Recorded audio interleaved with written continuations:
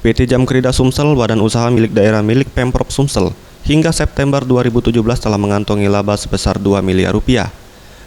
Dari 4.700 orang melakukan penjaminan dengan total nilai penjaminan sebesar 800 miliar rupiah. Dengan sertifikat yang telah diterbitkan sebanyak 1.700 sertifikat. Menurut Dian Askin Hatta, Direktur Utama PT Jamkrida Sumsel, laba yang didapat sebesar 2 miliar rupiah melalui kredit usaha mikro, kredit konstruksi, kredit multiguna serta kredit kompedes. Jumlah tersebut mengalami lonjakan 2 kali lipat dari realisasi laba di tahun lalu sebesar 900 juta rupiah.